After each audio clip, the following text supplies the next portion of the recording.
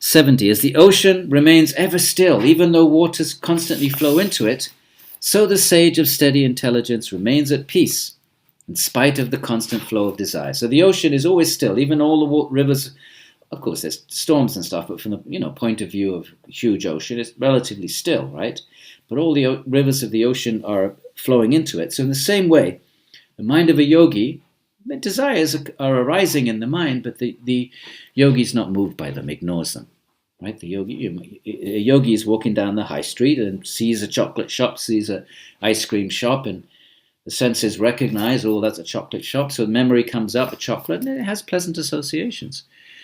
So it's not that the yogi doesn't feel desires, but like the ocean that's not moved by the rivers, the yogi doesn't let him or herself get sidetracked. So that's how it works. A person who lives without longing, another word for desire. Right? Count all the synonyms: longing, attachment, desire, lust, all of them. Letting go of all desires, and who is free from worldly ties and egoism. Such a person attains peace.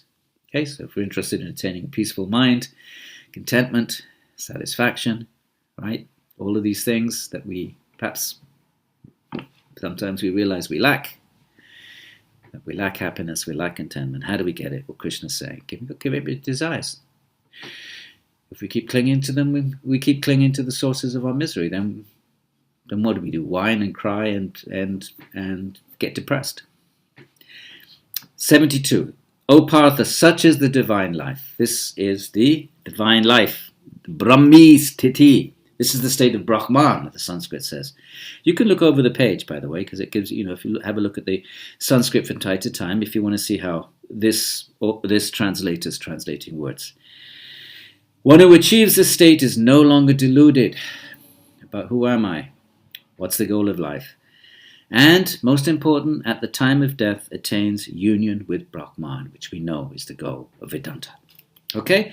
So that's the chapter 2. It's a really important chapter. It provides a kind of a framework, or it's the